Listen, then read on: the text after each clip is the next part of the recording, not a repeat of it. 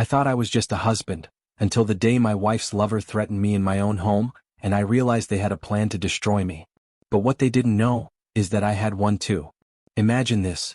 Some spoiled, silver spoon rich kid, clueless about real work or real life, decides it's perfectly okay to barge into your home, your private space, and tell you he's taking your wife out for a few nights. Just like that. The nerve of it. As if that weren't enough, he starts puffing out his chest, pushing boundaries and staring you down like he's daring you to swing first. And trust me, every part of me wanted to. My fists were clenched, jaw tight. I had the urge to knock that smug look right off his face and teach him a lesson about respect. But I didn't. I held back. I chose a different way. That Thursday afternoon wasn't shaping up to be a good one, even before all that. I had just finished loading tools into the back of my truck, still stewing over the day's nonsense. The client I'd been working with for the past couple of weeks had suddenly lost faith in the design we'd agreed on. His back-and-forth changes had already tested my patience, but that morning he asked for something so drastic, I had to tear down a big portion of what was already built. On top of that, I had to rearrange a meeting with both the architect and the structural engineer to rework the whole plan. All that meant my Friday, supposed to be a busy workday, had turned into an unexpected day off. Name's Kenneth Morrison. I run a small carpentry shop out here in Tennessee, and I specialize in high-end custom staircases. I'm not talking kits from the hardware store, I mean real craftsmanship. Sculpted wood, hand-finished curves, the kind of staircases that become a home's centerpiece. Folks pay good money for my work. Some drop over 50 grand easy. My clients are usually wealthy, owners of fancy homes, upscale hotels, chic restaurants, high-end office spaces. The kind of folks who pay top dollar for beauty and uniqueness. I'm 34. Been married to my wife, Diane Tupper, for just over 4 years now. She's 29 and an attorney at one of the top firms in the city, Thomas, Klein & Hill. Brilliant woman, sharp as a tack. She works in intellectual property and commercial law, and let's just say she's got no shortage of ambition. We haven't started a family yet. Diane's been focused on making partner before 35. So when I got home at around 4:30 that Thursday, seeing her car in the driveway caught me off guard. Diane doesn't usually clock out early on Thursdays. Fridays maybe, but never Thursdays. That's one of her longest days. I came in through the back door like I always do, still wearing my sight boots. Noticed right away that something was off with the water pressure. Figured she might be in the shower. Which struck me as odd. Diane's not one to shower in the middle of the afternoon. It's either early morning or late at night, never in between. I changed into some comfortable clothes, wiped the dust off my hands and headed upstairs, curiosity tugging at me. Sure enough, she was just stepping out of the shower. Hair damp, skin still glistening. And there on the bed was this little black dress I hadn't seen before, folded neatly next to a pair of fishnet stockings. She had one leg in already, standing by the mirror. The sight knocked the wind out of me, not just because of how she looked but because of everything it implied. "Hey babe," I said, trying to keep my voice light, "did I miss something? Why are you home so early? We got plans tonight that I forgot about?" When I asked her what was going on, she looked at me, really looked at me, and I caught a flicker of something behind her eyes. It was quick, but I saw it. Nervousness. She tried to keep her cool, but the tension in her face gave her away. After a slow, shaky breath, she said, "No, Kenneth, you didn't forget anything. I have plans tonight. You're just not part of them." That stopped me cold. "I'll be gone until Sunday afternoon," she continued, calmly like she was reading off a grocery list. "I'm spending the weekend with Derek Kramer." At first, I was too confused to even react. I asked, "What do you mean? Is this some kind of business trip?" She shook her head, her eyes not leaving mine. "No, Kenneth. It's not business. Derek booked a hotel for the weekend. For the two of us. I won't be here." I felt the heat rise in my chest. "That's not happening. I'm not letting my wife run off for a weekend with another man," I said firmly, feeling that familiar pressure in my jaw when I'm trying to hold back. She didn't flinch. In fact, she smiled just a little and said, "Well, you better get used to it because this is what Derek wants." And my advice? Don't push it. "So you're just going along with this?" I said, sarcasm dripping from every word. "You expect me to just stand here, swallow this, and wait for you to come back like nothing happened?" Her expression didn't soften. "I never said it was temporary," she said coldly. "Derek's made it clear, he wants this to be permanent. So yeah, suck it up. Don't make it harder on yourself. It'll be easier if you just accept it." My heart was pounding now. "We'll see about that," I said through gritted teeth. "You're not thinking clearly, Natalie. You need to consider what this means, for both of us. I'm not just going to stand aside and let some self-absorbed rich guy take over my life. She was quiet. But her silence said plenty. The kind of silence that's already made up its mind. By then she was fully dressed and ready for her little getaway. I headed downstairs, cracked open a beer from the fridge, and sat by the window just in time to see a sleek, black Mercedes pull into the driveway. Right on cue. And there he was, Derek Kramer. In all his smug glory. He stepped out of the car like he was walking into his own home. Straightened his jacket. Walked up to the front door and rang the bell like he belonged. "Kenny, could you get the door for Derek?" Natalie called down casually, like she was asking me to pick up the mail. Instead, I reached into my back pocket, unlocked my phone, and tapped the screen to start recording. I slipped it into the front of my t-shirt so the lens peeked out. Subtle. But clear enough. Then I sat down in the living room, beer in hand, and waited. My history with Derek Kramer went back about 3 years, ever since Natalie started working at Preston, Myers and Langston. We first met at the firm's Christmas party that year. Derek, probably in his mid-40s, walked around like he ran the place. Smooth talker. Handshakes, backpats, all the usual charm. He had a knack for complimenting the wives of his co-workers just a little too much, and the way he flirted with female staff made most of the husbands uncomfortable. The men noticed. You could see it in their faces. That forced smile when Derek walked by. That sideways glance when he started talking to someone's wife a little too closely. He wasn't just arrogant, he wore it like cologne. And now, here he was, standing at my door like this was some romantic comedy and I was just the confused husband meant to fade quietly into the background. Natalie came stomping down the stairs, heels clicking against the wood floor, her face a mix of excitement and irritation.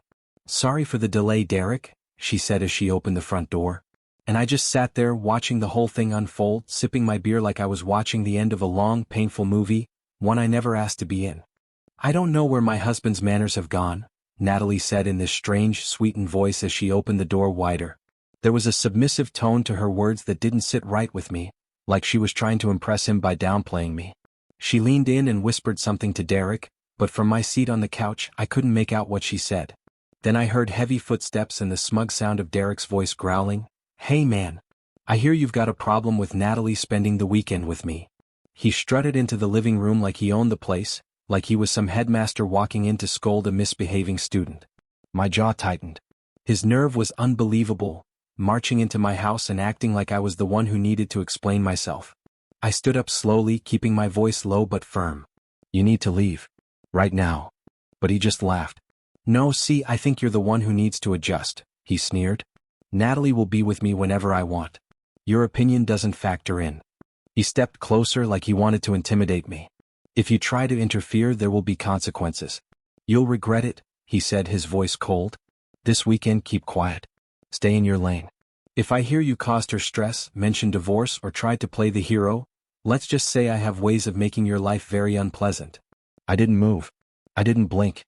But inside I felt something shift, past anger into something colder. Deeper. Then he dropped the threat. "You've got some skeletons, Kenneth. A little financial gray area, right? Maybe some questionable content on your computer?" he said with a wicked smile. "Just think real hard before you act stupid." The air in the room thickened. I should have been livid. I should have tackled him out the door. But instead I felt something else entirely, an odd sense of disbelief like I'd stepped into a bad movie. My wife standing there like none of this was wrong. Derek Kramer threatening me in my own home like I was a child. It was surreal. Then I remembered something. A moment from the past I never thought I'd be grateful for, the break-in. It was nearly a year before I met Natalie. Some desperate man broke into my house in the middle of the night. After that, I invested in top-tier surveillance, motion-triggered cameras, microphones, cloud storage, full redundancy. Everything was recorded and backed up. What I never told Natalie was that the system could be activated remotely, in stealth mode. And it had been running the whole time Derek was in my house. Every word, every threat, saved. I left the room keeping my face blank and messaged my old friend Harry. He'd helped me with some legal consulting when I first started my custom carpentry business. Good guy. Smart. Loyal. I told him what was going on, Derek's threats, Natalie's betrayal, the whole twisted scene. Harry didn't hesitate. "Don't leave the house," he said. "Don't call anyone else. Don't post anything. Just stay put." He and Christino, another friend of ours from back in the early days, were already planning to stop by. "We'll bring dinner," Harry said. We'll figure this out. I felt a wave of relief just knowing someone had my back. Someone saw me, heard me. As I sat there, piecing together what had just happened, a few truths started to rise to the surface. Natalie hadn't just thrown our marriage aside for some affair. She was counting on Derek's power to bully me into silence. She thought I was too simple, too quiet, too harmless to fight back. What she'd forgotten was the support behind me. My parents, who had helped fund my workshop when the banks wouldn't. The quiet reputation I'd built among some of the most powerful clients in the region. My business wasn't some backroom side hustle. It was thriving. I took on fewer projects, yes, but the ones I did, they paid. And more importantly, they respected my name. Natalie, and whatever CB's fancy lawyers thought, had underestimated me. And they were about to find out just how wrong they were. Most people wouldn't guess it by looking at me in work boots and sawdust-covered jeans, but I wasn't just getting by, I was thriving. I'd hired 2 assistants to help with the workshop, and by that point, my income and operating costs were outpacing more than a few lawyers in Natalie's social circle. Funny thing is, even she didn't fully realize the scale of my success. I kept my head down, focused on my craft, and didn't feel the need to broadcast numbers or boast. It just wasn't my way. But that night, any pride I felt about my quiet accomplishments faded into the background when Harry and Kristen showed up with dinner. Chinese takeout in hand and concern written all over their faces. We spread the food across the dining table, but before anyone took a bite, Harry looked up and asked, "Did you know who you were dealing with, Ken? Derek Kramer?" I nodded. "Yeah, I knew." "Well, you might not know this," Harry said, his voice lowering, "but Derek's dad, Marvin Kramer, built quite a name for himself years ago. Wasn't the best lawyer, but he made up for it in connections. Almost every judge in this region went to school with him. That's how he won cases, old friendships, not legal skill." Kristen sighed and added, "And now his son's stepping into the same shoes, but with twice the ego and none of the restraint. With those connections, it's going to be tough if things ever go legal. We'll be outnumbered in that courtroom before we even walk through the door." She pulled a small gray device from her bag, a sleek little thing that looked like a phone charger but had a serious job. "This," she said, holding it up between her fingers, "is going to level the playing field." "What is it?" I asked. "A surveillance tracker. I'm going to install it near your modem," Kristen explained. "It'll monitor who's trying to access your router and what data they're trying to move, upload or download. If they try anything shady, we'll see it." Harry nodded. "They might try to access your computer remotely, plant something, frame you, anything to gain leverage." Kristen turned to me with a serious look. "You need to back up all your personal and sensitive info onto a USB and wipe everything else clean. Also, make sure your phone isn't connecting to your home Wi-Fi. If they can't get into your laptop, they might target your phone instead." I followed every instruction. Wiped my devices, disconnected the Wi-Fi, installed the module, and gave Kristen the all-clear. She gave me a reassuring smile. "The system will alert us to anything suspicious. You're covered now. If something pops up, I'll contact Harry. Stay sharp, Kenneth. You've got this." As she left, Harry put a hand on my shoulder. "Now," he said, "let's focus on what matters most, your future. Your house, your business, your name. That's what we protect now." The next morning, I met with Claudia, my financial advisor. We sat down around 12:30 to discuss the legal implications of everything. I needed to know beyond a doubt where things stood. Claudia, cool as ever, reassured me. "All assets under your name remain untouched," she said confidently. "There's no legal justification for any claim from Natalie or her firm. She's not entitled to anything, not the house, not the business. We've triple-checked everything." And just like that, the weight started to lift. Claudia added that Natalie would be served the divorce papers at her office Monday morning. Later that weekend, after picking up a replacement phone, I buried myself in work. Sawdust and wood grain helped me think clearly. I spent most of my time in what used to be our bedroom. Correction, my bedroom. When Sunday night rolled around, Natalie returned. She stepped through the door and barely looked at me. Her weekend bag in hand, she walked straight toward the stairs. "Evening," I said casually without turning from the chair. "You'll find your things in the guest room." She stopped mid-step. "Excuse me?" "You heard me," I replied. "Your clothes, shoes, everything, they've been moved. You'll be staying in the guest room until you find another place." Her eyes narrowed. "What the hell is this? Derek should have told you this wasn't part of the deal." I looked up slowly. "What deal?" I asked. "I didn't agree to any of your little arrangements.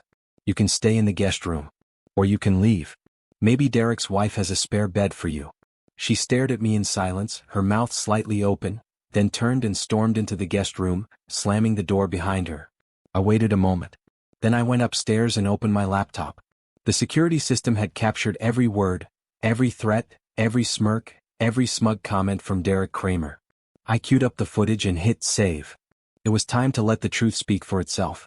The night before, I'd uploaded everything, the videos, the threats, even the awkward silences, onto my backup system and cloud storage. Just in case. Something in my gut told me things were going to get worse before they got better. It was late morning when Natalie finally emerged from the guest room. She didn't look at me, didn't say a word. She'd already showered in the guest bathroom and left the house without even grabbing breakfast. Not that I was expecting her to sit across from me at the kitchen table and make small talk after what she'd done. Still, a part of me half expected her to try something, to dig through my computer or fish for information. But she didn't. That surprised me.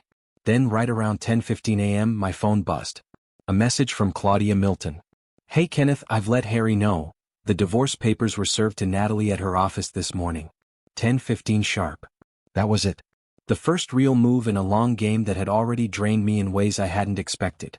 Natalie had officially been served. Later that day, around 4 p.m., another notification came through, this time from the home surveillance app. It showed Natalie leaving the house, purse slung over her shoulder, sunglasses on like she didn't have a care in the world. The system stopped recording shortly after she walked out the door. Not long after, Harry called. "All right, Kenneth, go home and act normal," he said. "I've got a feeling they might try to involve the police today or tomorrow. Be prepared. If they go for a search warrant, it'll take them a few hours. Expect them sometime tomorrow." My stomach tightened. "You think they'll try to arrest me?" "I've already spoken to Stephen Lindsay," Harry replied, calm but focused. "He's the best criminal defense lawyer I know, and he's been brought up to speed. He's got the recordings, the full report, all of it." That helped. A little. The next morning, I got a call to meet with Stephen at a nearby legal office. But when I arrived and was shown into the room where we were supposed to meet, something felt off. A security guard led me in but wouldn't answer when I asked how they knew who my lawyer was. He just nodded and left me alone. 10 minutes passed. Then the door opened again, and in walked Derek Kramer. He didn't say a word at first. Just walked in, sat down across from me, and locked eyes like we were in some chess match he thought he'd already won. His smirk made my skin crawl. He leaned back in the chair like it was his living room, satisfied, gloating. For a few long moments we didn't say a word. It was like he needed me to acknowledge his supposed victory before he could move on. I didn't blink. Didn't give him that satisfaction. Eventually, he broke the silence with a smug laugh and a single smug word, "Ha." But before he could get another word in, the door opened again, and there was Harry, followed by Stephen Lindsay. They took one look at Derek, then sat down beside me. "You don't talk to him," Stephen said firmly. "And Derek, unless you're planning to admit to blackmail, you should leave." Derek didn't smirk this time. He stood up, muttered something under his breath, and walked out without another word. Stephen turned to me. "You did good, Kenneth. Keep quiet. Say nothing unless it's to me or Harry. I'm officially taking your case. Kramer's not going to be your problem much longer." The next day I was brought before a judge. The charge? Possession of prohibited materials. It was absurd, but it didn't matter. The accusation alone was enough to put my name through the ringer. I maintained my innocence, and Stephen stood by me the entire way. Bail was set at $25,000. I posted it and walked free the same day, but with restrictions. I couldn't leave the city. I wasn't allowed to contact Natalie, Derek Kramer, or anyone associated with either of them. The judge made that crystal clear. The timing was cruel. Just as Claudia confirmed that my updated staircase design had finally been approved by a wealthy client, a win I badly needed, I came home to find the house turned upside down. Drawers pulled open, papers scattered, closets emptied. The place looked like a crime scene. Every inch had been searched. I powered up the old, damaged computer they'd left behind, even though I already knew there wouldn't be anything on it. Not the kind of dirt Kramer was hoping to plant. As I started putting the place back together, my hands paused on a broken photo frame. A picture of Natalie and me, smiling, arms around each other, taken just last Christmas. I stared at it for a long while. And that's when the tears came. Not because I missed her. Not because of the betrayal. But because just 1 week ago this house felt like home. And now it was just a shell of what it used to be. I used to think I was one of the lucky ones. Married to a brilliant woman, building a future together. I had no reason to doubt our life, no signs, no warnings. I thought what we had was solid. Turns out I was wrong. Now I found myself not only betrayed but accused of a crime. Something vile, something planted, all tied to Daphne's doing and Derek Kramer's influence. My name had been dragged through the mud. The house no longer felt like mine. And the weight of it all was hard to carry. That's why the evening I spent with Harry and Kristen felt like an island of peace in a storm I hadn't asked for. For the first time in weeks I could breathe. Kristen whipped up this coconut shrimp dish with jasmine rice that hit the spot, and for a couple of hours, it felt like life hadn't completely unraveled. We laughed, played a bit of cards, and for once I didn't feel like I had to look over my shoulder. Still, the relief was short-lived. I had a meeting scheduled with Natalie that Wednesday, and despite everything, my nerves wouldn't settle. I wasn't scared. I was just exhausted, tired of the games, the damage, the silence. When I arrived at Claudia's office that morning, she greeted me with her usual calm but gave me a look I hadn't seen before. Not pity, something closer to concern. She closed the door behind me and said, "Kenneth, I'm not completely sure what Natalie's up to, but I think you should be warned. She may be trying to spin this into a criminal case, especially as a last-ditch effort if things go south for her." I nodded slowly.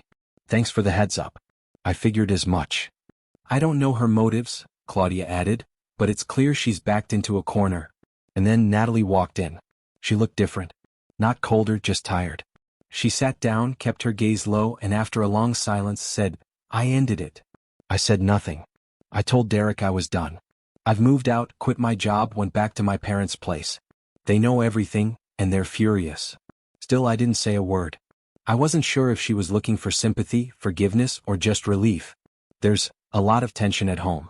I know it doesn't fix anything," she continued, "but I wanted to say it." I looked at her for a moment. "You made your choice, Natalie. And now you live with it." She nodded. "I know. Truth is, there was no clean way out of this. No reset button. No words to undo what had been said or done. What mattered now was what came next, for me. Not long after the dust settled on the civil case against Kramer, and yes, he was convicted, I started putting the pieces of my life back together. My business had taken a hit but survived. And slowly so did I. One night, I found myself at a barbecue Harry hosted for a few close friends and their families. That's where I met Katie, Kristen's younger sister. Funny, sharp, kind in a way that felt real. We got to talking and discovered we had more in common than either of us expected. We've been seeing each other for a few weeks now, and for the first time in a long time, I'm looking forward to something again. I don't know where it'll go, but I'm open to finding out. A few weeks after Kramer's sentencing, I requested a supervised visit to the prison. I needed closure. The guard stood by, just like I'd asked, and I waited until Kramer stepped into the room. He looked like a man pretending he still had control. "What do you want, you bastard?" he barked, already turning back toward the door. "You sit down," the guard said. "You agreed to this." Derek reluctantly took his seat. I didn't raise my voice. I didn't threaten him. I just looked him in the eye and said, "You lost. You'll always be the man who had everything handed to him, and still threw it all away." He sneered but didn't say anything back. As I left that room, I felt something loosen in my chest. I wasn't looking for revenge. Just clarity. And that moment gave it to me. There's another story I could tell, one from a few years back. A different time, a different kind of betrayal. One that started at a simple Christmas party in our quiet neighborhood. But that's a story for another time. Right now, I'm focused on rebuilding, not what I had with Natalie but something new. Something honest. And this time, I'm walking into it with my eyes wide open. "I'm not being paranoid," I said, slowly turning toward her with the small foil packet still in my hands. "This isn't some wild accusation, it's the truth." Amy stood there, arms crossed, trying to shift the blame back onto me. "Maybe someone planted it as a joke," she said, desperate, voice shaking. "You didn't see anything. You don't know what really happened. But I did. Maybe not every detail, but enough to tear apart the foundation we'd built. And the worst part wasn't the betrayal, it was what it meant for our daughters. For the life we tried to hold together. I couldn't stop thinking about them waking up one day and learning their mother chose another man over the family. What made her want to throw all this away? Was I not enough for her anymore? Had I ever been? The questions were endless. They kept looping through my head like a broken record. Frustration, doubt, grief, and yes, anger. So much of it. The kind that burns slow and steady, refusing to fade. I didn't sleep that night. I laid there, staring at the ceiling, while the sun crept in through the blinds like a spotlight on everything that had unraveled. I finally dragged myself out of bed, knowing that this Sunday morning wouldn't be peaceful or even normal. It would be the start of something hard. Something I didn't ask for. I pushed the dresser aside and grabbed the envelope I'd hidden behind it. My hands trembled slightly as I held it, proof of everything I didn't want to believe. When I came downstairs, Amy was already waiting, eyes red, her whole body slumped like she'd aged 10 years overnight. "Please, Mark," she said softly. "Let me explain. Just give me 5 minutes." I didn't move. Didn't speak. She stepped forward, trying to kiss me on the cheek, but I turned away. I couldn't pretend anymore. Tears rolled down her cheeks. "I'm sorry," she whispered. "Please just listen." I wanted to scream. I wanted to walk out and never look back. But instead, I took a breath that felt like it carried the weight of every broken promise between us. "Okay. 5 minutes," I said, steady but cold. "But get off me. You don't get to act like we're okay." She stepped back, nodding. "I need you to understand," she began. "I didn't mean for it to happen. That night, when I didn't come upstairs, you were drunk. You didn't seem to care anymore. I thought you were done with me. I sat at the bottom of the stairs," she continued, "hoping you'd come talk to me. But you never did." She looked up, trying to meet my eyes. I broke down crying. I didn't expect Ron to comfort me. I wasn't thinking clearly. I was in so much pain and I held up my hand. Don't justify it." I knew what she was trying to do. Wrap it in emotion. Make it feel less like betrayal and more like a moment of weakness. But betrayal's betrayal. Whether it's wrapped in sympathy or shoved in your face, it still stings. She looked down, defeated. "I'm sorry. I know it doesn't change anything. But I needed you to know how it happened." I stared at her for a long time. "No," I said finally, "what you needed was for me to catch you. That was your plan, wasn't it? You wanted me to see you with him, walk into the bedroom and explode. You and Ron laughing at how jealous and controlling I am." Her eyes widened slightly, but she didn't deny it. "You wanted a scene," I continued. "A way to turn this around and make me the bad guy." I pulled a small plastic bag from my coat pocket and placed it gently on the table in front of her. Inside was the thing that didn't lie. The one piece she didn't think I'd find. Her eyes went to it slowly, confusion spreading over her face as she leaned closer. "What's this?" she whispered. "It's the truth," I replied. "The part of the story you left out. The part that makes all your apologies mean nothing." I lifted her gently, her body still trembling as I rocked her slightly in my arms. It wasn't about affection, it was habit. Memory. The echo of comfort from a time long before everything unraveled. Amy narrowed her eyes, confusion flickering across her face. I couldn't help but smile, just a little. The expression on her face said it all. She hadn't expected tenderness. And she certainly hadn't expected me to stay calm. And Ron really was a fool.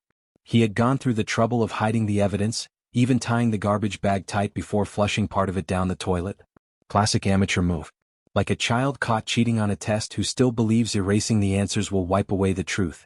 Watching Amy cry used to stir something in me, sympathy, a desire to make it right. But not anymore. Now, when I looked at her tears, I saw them differently. They weren't sorrow. They were strategy. Emotion used not as expression but as leverage. It hit me all at once. Amy had become a skilled manipulator. And I knew exactly who taught her how to be one. Gail. An aging, twice-divorced sales exec who had clawed her way through a cutthroat industry and always seemed to come out ahead.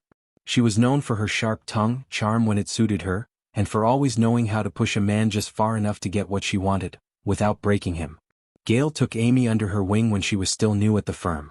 Coached her. Shaped her. Molded her into someone who could negotiate, dominate, and never walk away from a deal without something in her favor. And Amy? She absorbed every lesson like gospel.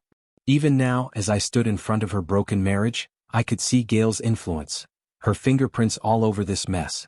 Amy wasn't just trying to salvage us. She was trying to sell it. "Kenneth," she whispered, wiping her eyes, "I need to say something.